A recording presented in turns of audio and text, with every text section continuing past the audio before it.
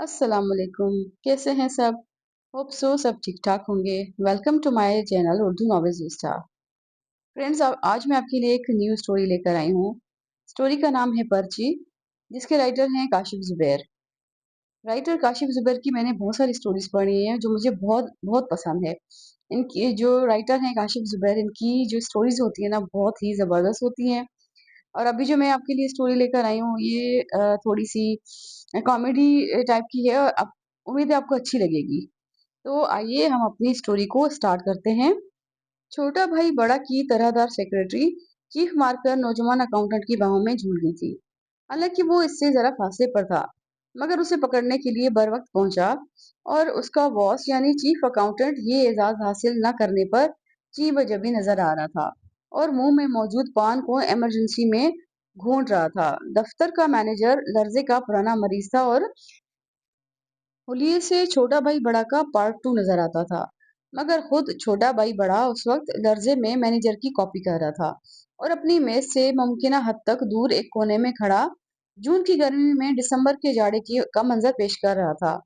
अलबत्ता उसका चपरासी जान पर खेल कर मेज के पास ही खड़ा था।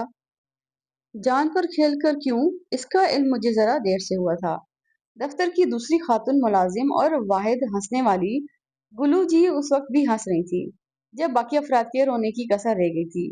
गुलू जी का असल नाम गुल जी था, मगर गोल मटोल होने की वजह से गुलू जी कहलाती थी। उनका कद 5 फीट 2 इंच और वजन 70 किलोग्राम था, इसलिए वो सिर्फ मुंह से ही नहीं हंसती थी।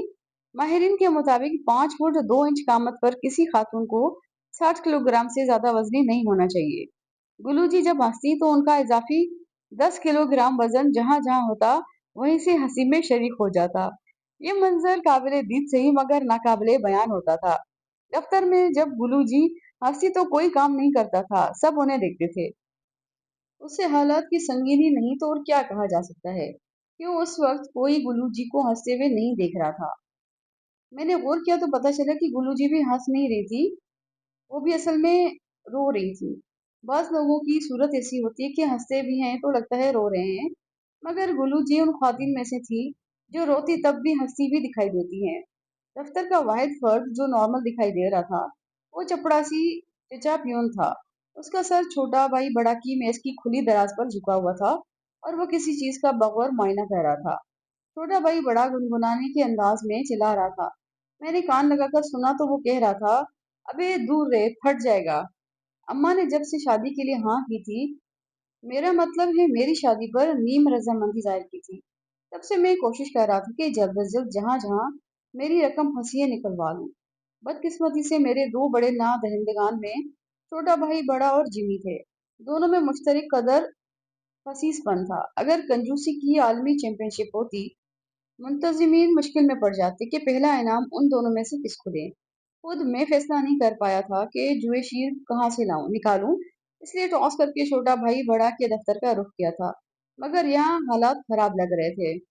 मैंने पूछने की बजाय चचा पियून के ऊपर से झांककर दराज में देखा, और फिर भागने का सोचा, क्योंकि दराज में एक अदद दस्ती बम रखा हुआ था। मगर फिर ख्याल आया कि बेशक ये दस्ती बम है, मगर आज खुद फटने से रहा, वरना अब तक फट चुका होता। मैंने छोटा भाई बड़ा की तरफ देखा। सेठ, ये क्या चक्कर है?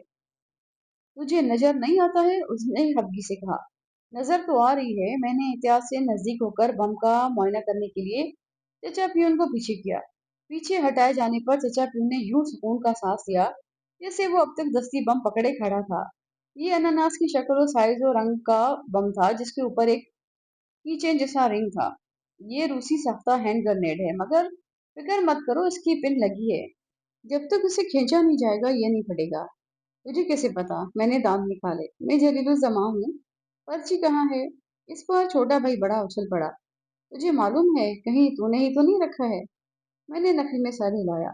मैं रखता तो तुम्हारे नीचे रखता, फिर निकाल कर, और फिर आवाज आती, बूम। और उस वक्त यहाँ तुम सब जिंदा सलामत नहीं खड़े होते, बल्कि एक पीस में भी न होते। मगर वो वक्त ज्यादा दूर नहीं है। अगर मुझे मेरे वाजिबात नहीं मिले तो अगली बार मैं ये काम करके जाऊंगा। छोटा भाई बड़ा ने चिल्लाकर कहा, मैं तुझे पुलिस के हवाले कर दूंगा।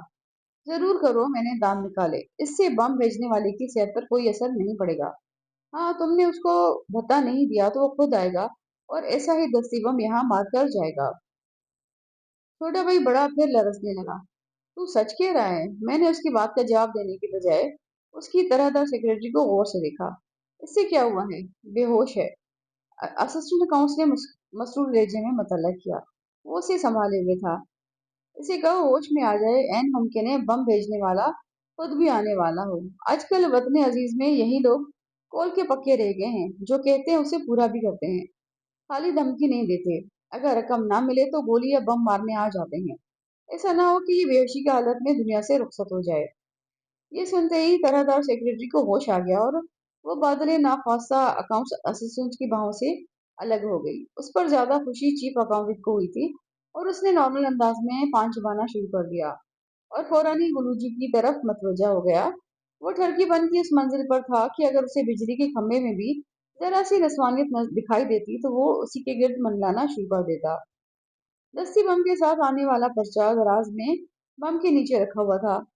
सुबह दफ्तर आने के बाद जैसे ही छोटा भाई बड़ा ने दराज खोली, पूरे दफ्तर में सनसनी फैल गई। पहले तो छोटा भाई बड़ा की रेलवे इंजन की सीटी नुमा चीख ने सारे दफ्तर को उसके कमरे में जमा कर दिया।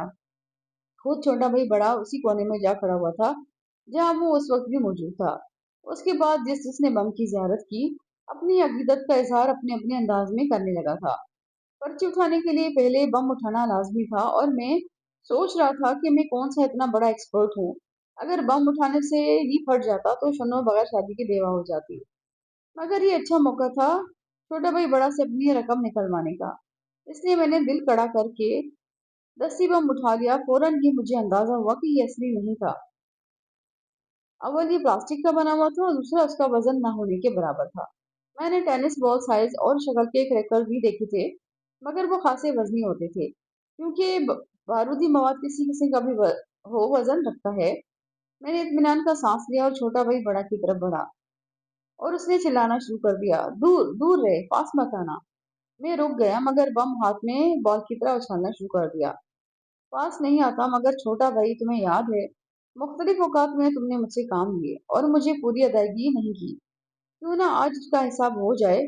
हो सकता है जल्द ही बम भेजने वाला खुद दूसरा बम लेकर आए और तुम दुनिया में ही ना रहो। मेरी रकम फिर कौन देगा?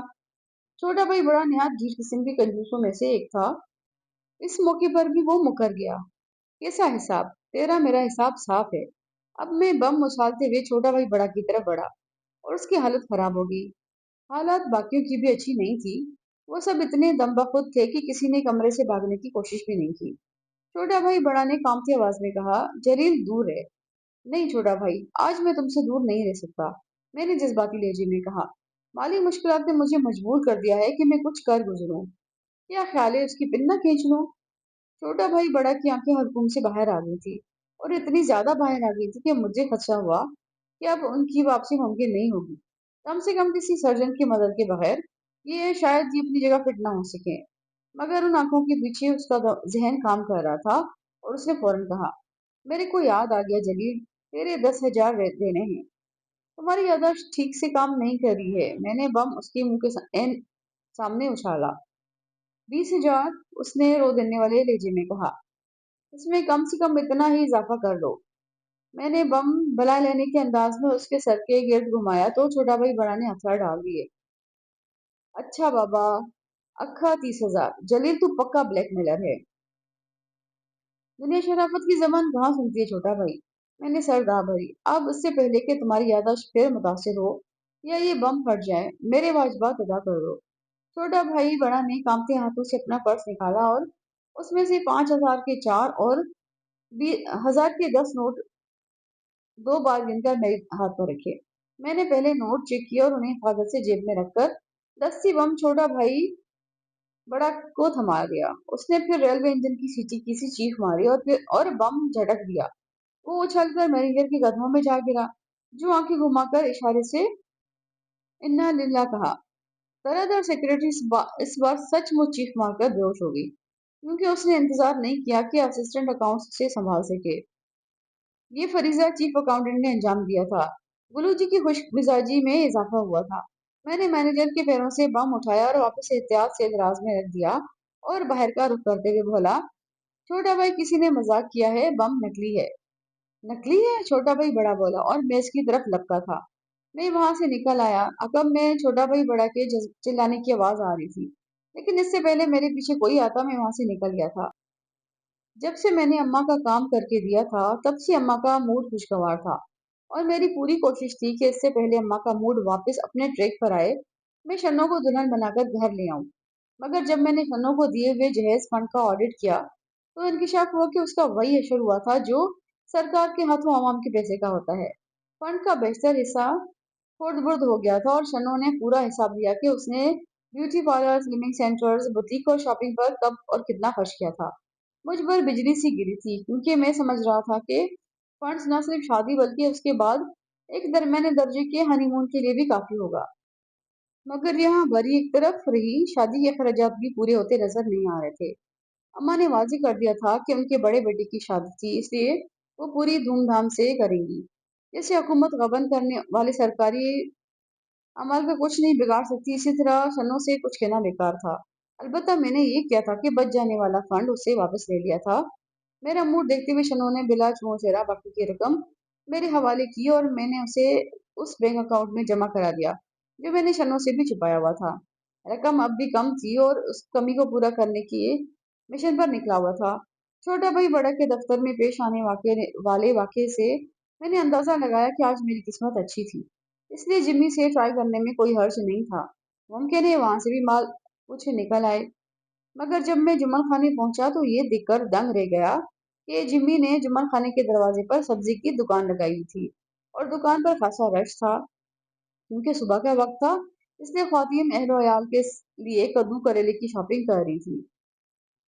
मैंने चश्मे इबरत से वो वक्त देखा जब शन्नो भी किसी ऐसे दुकान पर सब्जी की शॉपिंग कर रही होगी और मुझे झुरझुरी आ गई। खिलाफ तवक्को जिमी खुश अखलाकी से पेश आया।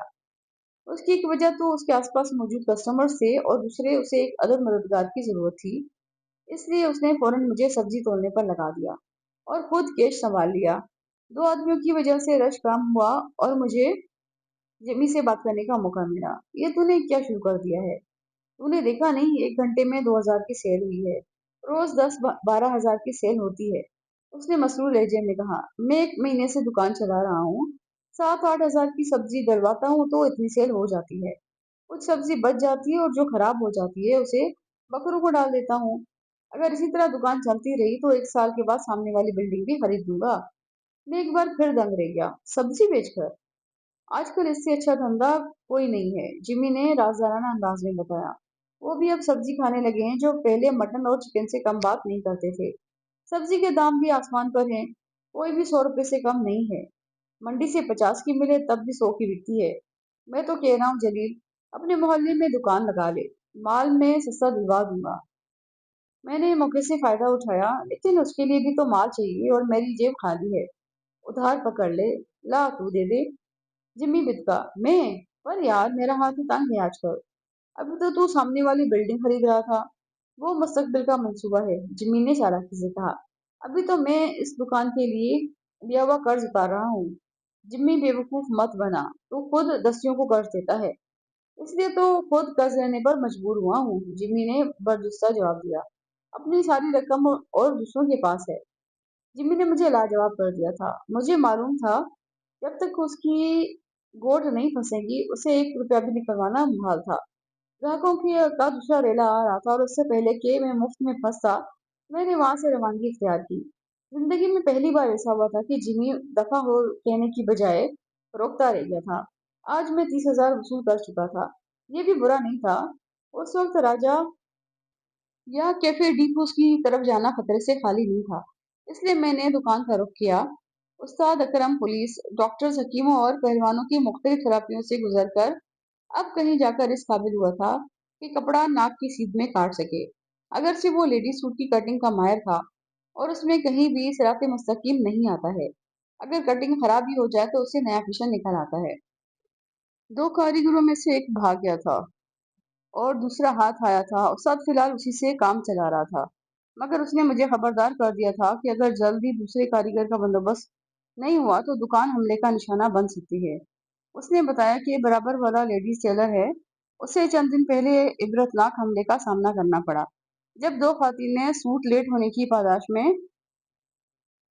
उसे उसी के औजारों से ज़दोकोप किया। एक ने कैंची उसके कूल्हे में घोंप दी और दूसरे ने गरम इस्त्री उसके चाँद जैसी सतह रखने वाले सर पर आज़माई थी। सीज़न उरूज पर था और काम बहुत ज़्यादा आया हुआ था। उस्ताद अकरम ने बताया कि उसे सर खुजाने तो क्या, चर्च का सूजा लगाने का वक़्त भी मुश्किल से मिलता था। मैंने उस्ताद से कहा, "कारीगर तुम पकड़ो।" "उसके लिए भी तो वक़्त चाहिए," उसने फरियाद की। "पहले घर में पड़ा था तो बीवी को सूरत बुरी लगती थी। अब घर इतनी देर से जाता हूँ कि वो सूरत भूल जाती है। ये एक मुसीबत थी। मैं कारीगर कहाँ से लाता? मुझे तो उस काम का ठीक से पता भी नहीं था। सूट के मामले में शनों का मुकाबला नहीं कर सकता था। दूसरी ख़वातीन का कहाँ से करता? दरहकीकत दुकान उस्ताद अकरम ही चलाता था और वही सब देखता था, मगर मसरूफियत की वजह से उसने हाथ उठा लिए थे। उस्ताद अकरम ने वार्निंग दी, "कुछ करो जलील भाई, या खुद इधर आकर खड़े हो और आने वाली औरतों से बात करो। मुझे कैंची घुमाने का शौक नहीं है। अल्लाह माफ करे, औरतें पागल होती जा रही हैं। जैसे जैसे महंगाई बढ़ रही है, उनका कपड़े खरीदने और सिलवाने का शौक जुनून बनता जा रहा है।" मैंने उसे तसल्ली दी कि मैं जल्द ही कारीगर तलाश कर दूंगा। मैं बाहर आया तो बराबर वाली दुकान में खौफ व हिरास का आलम था। सर पर टोपी नुमा पट्टी बांधे और तिरछा खड़ा उस्ताद कपड़ा काट रहा था और उसके कारीगर सर झुकाए धड़ाधड़ मशीनें चला रहे थे। ये शायद अगले हमले को टालने की कोशिश थी। मैं घर आया और राजा को कॉल की। उसकी जान पहचान वसी थी और शायद उसमें कोई कपड़े सीने वाला भी निकल आता, मगर राजा खुद चंद दिन से अपने बाप के चुंगल में फंसा हुआ था और वो रात को गधे से ज्यादा उसकी निगरानी करता था कि वो फरार ना हो जाए। बकौल राजा के जिंदगी में पहली बार उसे गधे से ज्यादा अहमियत हासिल हुई थी, मगर ये अहमियत उसे महंगी पड़ रही थी। उसने रोते हुए कॉल रिसीव की और मेरी बात सुने बगैर फरियाद की, "जलील, मुझे अब्बा के चुंगल से निकाल, वरना कल परसों तक तू मेरे इंतकाल की खबर सुनेगा।" इंशाल्लाह, मैंने कहा। मेरा मतलब है, अगर अल्लाह ने चाहा तो। ये मुझे लाख बुरा चाहे तब भी कुछ नहीं होता है। जलील, मैं शायरी वाले मूड में नहीं हूँ। हाँ, अरफा के होते हुए तुझे ख्याली शायरी की क्या जरूरत है? मैंने सर दबा भरी। ये तो हम जैसे फारिग लोगों का मशगला है। जलील, खुदा के लिए देख यार, इन मामलों में खुदा को दरमियान में मत लाया कर। ये बता, मेरा एक काम कर देगा तो मैं तुझे बचाने के लिए आता हूँ। मैं सब करूंगा, अगर तू कहेगा तो आरफा को भी छोड़ दूंगा। राजा बिलबिलाकर बोला। आरफा को छोड़ने की पेशकश से मुझे अंदाजा हुआ कि राजा कितने इबरतनाक हालात से गुजर रहा है। नहीं यार, इतना मुश्किल काम नहीं है। मुझे बस राय के एक माहिर कारीगर की जरूरत है। मैं 10 ला दूंगा, राजा ने दावा किया। तू जानता है तेरे भाई की हर जगह सेटिंग है, बस तू मुझे यहाँ से निकाल ले। सबर मेरे चांद, हर चीज में इतनी जल्दी अच्छी नहीं होती। ऐसा ना हो कि मैं तुझे निकालूं और खुद फंस जाऊं। फिर अब्बा मेरे घर आ जाए। अब्बा कुछ नहीं कर सकता। अब्बा तो नहीं कर सकता, लेकिन अम्मा तो कर सकती हैं। पहले ही बड़ी मुश्किल से वो मेरी शादी पर रजामंद हुई हैं। अच्छा, लेकिन जलील तू मुझे निकाल लेगा ना? उसकी तो फिक्र ना कर, मैंने कहा और कॉल काटी थी कि बेल बजी। छोटा भाई बड़ा कॉल कर रहा था। मैं मतफक्र हो गया। कॉल रिसीव की तो छोटा भाई बड़ा ने बुरा कर कहा, "जलील, तूने अच्छा नहीं किया है। तू मेरे को जानता है।" "मैं जानता हूँ, लेकिन अपनी ही रकम वसूल कर लेना कौन सी बुरी बात है? बम तूने रखा था?" उसने इल्जाम लगा दिया। मैं हंसा। "अच्छा है सेठ, अगर तुम ऐसा समझ रहा है तो खुश रहो कि अब तुम्हें बता देना नहीं पड़ेगा।" छोटा भाई बड़ा फोन पर उछला, "देख देख, तुझे पता है कि पर्ची भत्ते की थी।" छोटा भाई, लगता है आज तुम ऐनक की तरह अपनी अकल भी घर भूल आए हो। दस्ती बम के साथ क्या दवा की पर्ची आएगी?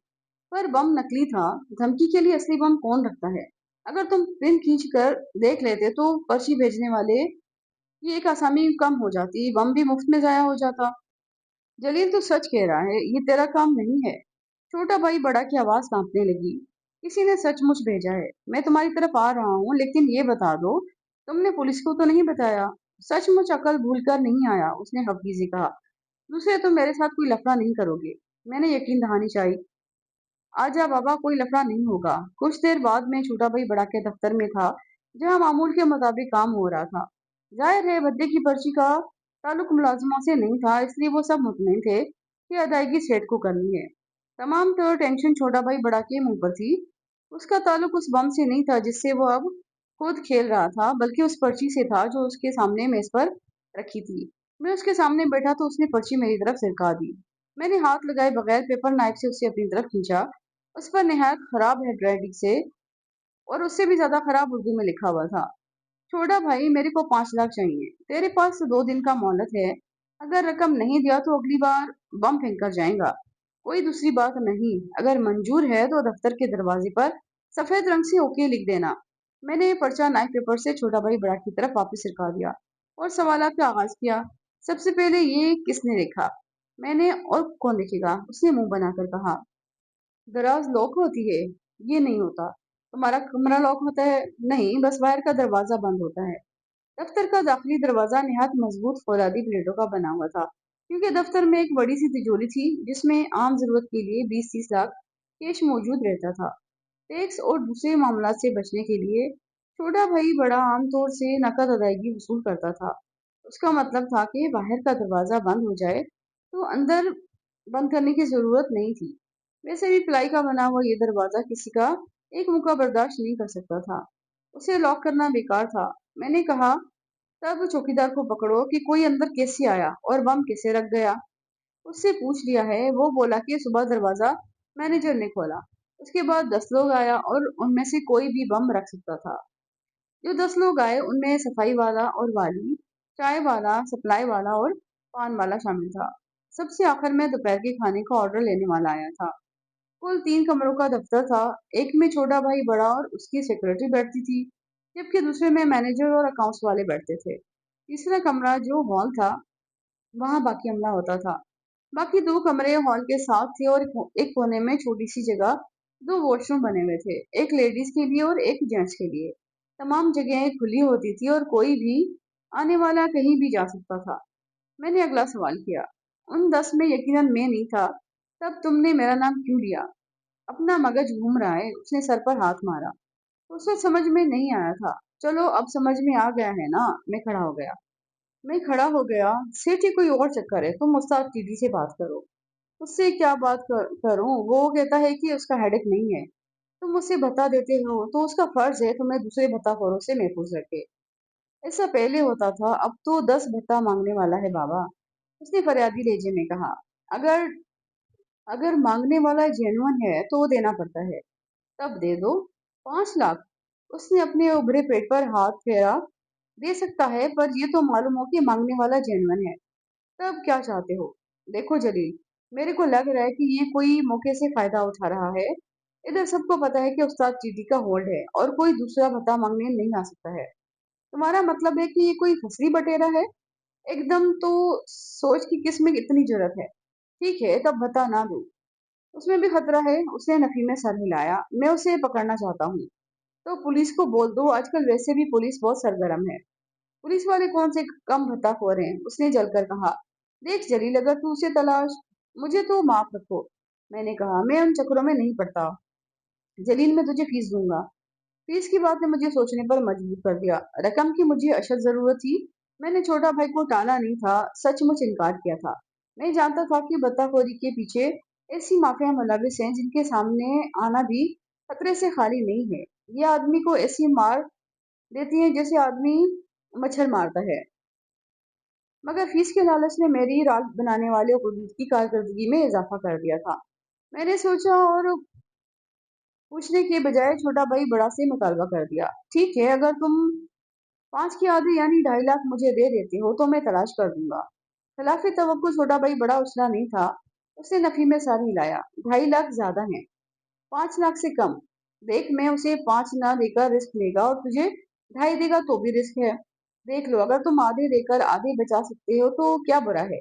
और दूसरा, तुम्हारी जान की कीमत 5 लाख है तो मेरे भी 2.5 लाख बन जाएंगे। रिस्क मेरे लिए भी हो जाएगा। मैं फिर खड़ा हो गया।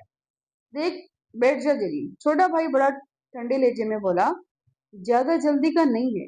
ठीक है, मगर ज्यादा देरी का भी नहीं है। फैसला कर लो कि वक्त तुम्हारे पास भी कम है। बिलाखिर उसने फैसला कर लिया और उठकर अपनी तिजोरी का एक खाना खोला। उसकी तिजोरी में 2 अलग खाने थे। दोनों अलग अलग खुलते थे। उसने इधर से 1000 और 500 के नोटों की 2 गड्डियां निकालकर मेरे सामने रखी और बोला, ये 1.5 लाख है। अगर तेरे को मंजूर है तो बोल, वरना जा। मछली के सामने चारा डालकर उसे बोला जाए कि जा, तब वो भी नहीं जाती। चारे पर मुंह मारे बगैर नहीं रहती है। मुझे 1.5 लाख मिल जाए तो मेरा मसला हल हो जाता। मैंने गड्डियों की तरफ हाथ बढ़ाते हुए कहा, मुझे मंजूर है।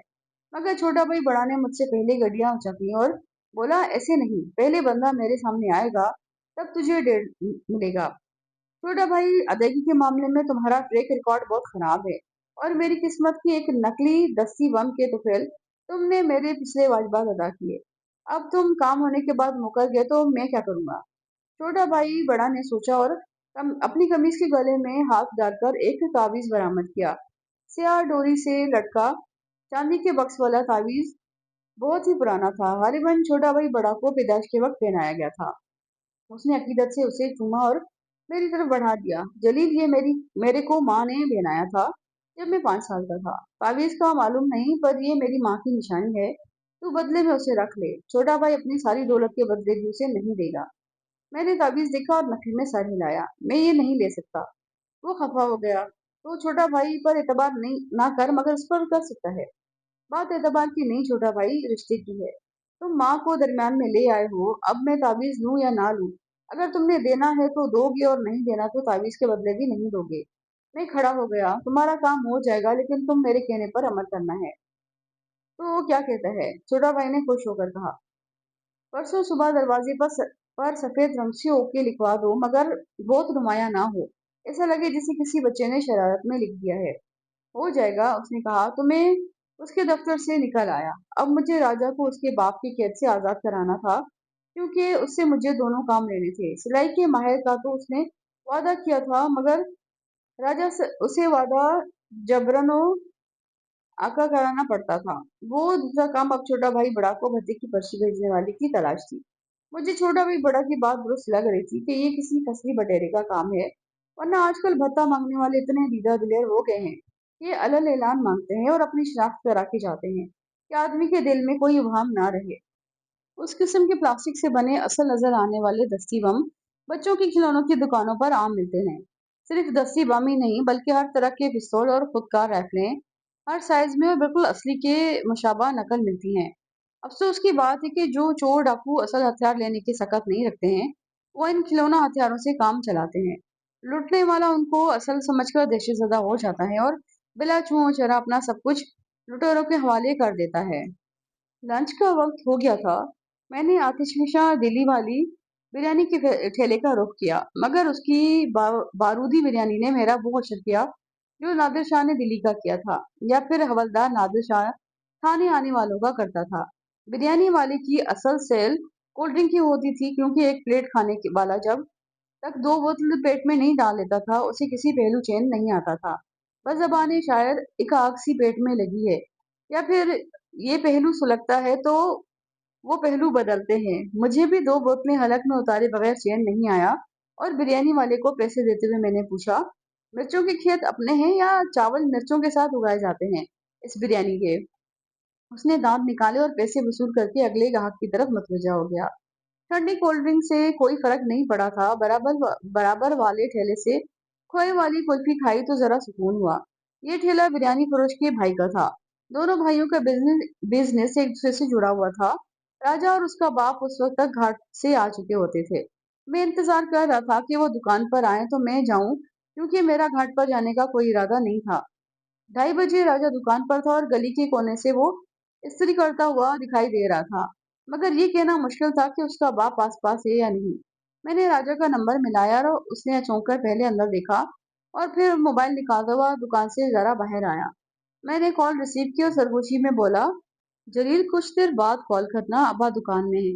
मैं गली के कोने पर हूँ। अगर तेरा अब्बा शाम तक दुकान से ना गया तो क्या मैं यहीं बैठा रहूंगा? मैं क्या कह सकता हूँ, शायद अब्बा खाना खाने जाए। राजा ने मुर्दा लहजे में कहा। वैसे तेरा क्या ख्याल है, अगर अब्बा खाने के लिए गया तो मुझे छोड़ देगा? वो रात सोता भी मेरी चारपाई के पास ही है। अगर मैं करवट भी लूं तो वो उठ बैठता है। जलील, तू सोच नहीं सकता कि मैं किस मुश्किल में हूँ। राजा, हड हराम कहाँ मर गया है? पीछे से राजा के बाप की चिंगाड़ती आवाज आई। इससे तेरा बाप करेगा? मैं जा रहा हूँ, राजा ने कहा और फोन रखते हुए उजलत में अंदर चला गया। फिलहाल मेरे जहन में भी कोई तरकीब नहीं आ रही थी जिस पर अमल करके मैं राजा को वहां से निकाल सकता। हाँ, रास्त इकदाम किया जा सकता था कि मैं बाइक दौड़ाता हुआ ले जाता और राजा भागकर पीछे बैठता, और मैं उसे दुकान से इस तरह ले जाता जैसे पृथ्वीराज शिंबर से संजुगता को उठाकर घोड़े पर बिठाकर ले गया था। मगर अव्वल तो मैं पृथ्वीराज नहीं था, दूसरे राजा संजोगता नहीं था, और तीसरे मेरे पास बाइक आधे हॉर्स पावर की भी नहीं थी। अगर मैं राजू को लेकर फरार होने की कोशिश करता तो उसका बाप हमें गली क्रॉस करने से पहले ही पकड़ लेता। फिर फर्ज माहौल में कामयाब भी हो जाता तो राजा का बाप सीधा मेरे घर पहुंचता और अम्मा को शादी मुलतवी करने का जेन्युइन बहाना हाथ आ जाता। अभी मैं वहां से रवाना होने का सोच रहा था कि दो खतरनाक नजर आने वाले मुस्टंडे राजा के बाप की दुकान में दाखिल हुए। उनके अजाम दूरी से खतरनाक नजर आ रहे थे। मैं जरा आगे बढ़ा तो दुकान के नजर आने वाली हुलिये से भी तस्दीक हो गई। इस्त्री वाली टेबल उल्टी पड़ी थी और तमाम हैंगर्स गिरा दिए गए थे। अंदर से आती आवाजों से जाहिर था कि आने वाले बदमाश बेजान अशा के बाद जानदार अशा पर मशक सितम कर रहे थे, और वहां जानदार सिर्फ राजा और उसका बाप था। आगे आने पर मजीद तस्दीक हुई, एक मुस्टंडा राजा को पंचिंग बैग के तौर पर इस्तेमाल कर रहा था और दूसरा राजा के बाप की गर्दन दबाकर उसे यतीम करने की कोशिश कर रहा था। मुझे दूसरे की कोशिश पर कोई इतराज नहीं था, जैसा कि राजा को भी नहीं होता, मगर राजा मेरा दोस्त था और मैं उसे यूं मार खाते नहीं देख सकता था। दखलदार माकूलात का नतीजा मेरे हक में बुरा निकल सकता था, इसलिए मैंने हिकमत अमली से काम लिया और वापस आकर बाइक स्टार्ट की। हेलमेट पहना, नंबर प्लेटों पर स्याह शॉपर चढ़ाए, बाइक तेजी से दुकान के पास लाकर रोकी और चिल्लाकर कहा, यहाँ से निकल लो, पुलिस मोबाइल आ रही है। ये कहते ही मैंने बाइक वापस मोड़कर दौड़ा दी और अकबी आईने में उन दोनों को उजलत में दुकान से निकलते देखा। उन्होंने मुखालिफ सिमत में दौड़ लगा दी थी। मैं गली के सिरे तक पहुंचा और मोड़कर बाइक रोक ली। उतर कर झांका तो वो दोनों दूसरे सिरे पर गायब हो रहे थे। उनके जाते ही मैं वापस दुकान पर आया, जहां राजा अपना बिगड़ जाने वाला मुंह आईने में मुलाहिजा कर रहा था, और उसे जान बल अब बाप की जरा भी परवाह नहीं थी। मगर उसके बज़ाहिर दम तोड़ते बाप ने जैसे ही मुझे देखा वो उठकर बैठा और सरगोशी में गुर्राया, जलील दफा हो जाए यहाँ से। अब्बा, उसी ने बचाया है, राजा ने उसे मुतल्ला किया। बाइक पर यही आया था और आवाज लगाई थी, वरना उस वक्त तुम फरिश्तों को हिसाब दे रहे होते। राजा के बाप ने उससे घूरा, बकवास मत कर, इससे पहले वो दोबारा आए तुम दोनों यहाँ से निकल जाओ। मैंने बाहर का रुख करते हुए कहा, अगर फौत होने का इरादा हो तो यहीं बैठे रहो। मैंने इशारा दे दिया था और हस्बे तवक्को राजा अंदर से दौड़ता हुआ बरामद हुआ। जब मैंने बाइक आगे बढ़ाने वाला था, वो चक्कर पीछे बैठ गया और मेरे कान में बोला, जलील भाग ले। इस स्टोरी के बकिया वाकयात जानने के लिए अगली एपिसोड का वेट करें। स्टोरी कैसी लगी अपना फीडबैक जरूर दीजिए, ज्यादा से ज्यादा लाइक और शेयर करें और अच्छे अच्छे कमेंट्स करें। Thanks for watching Urdu novels Vista.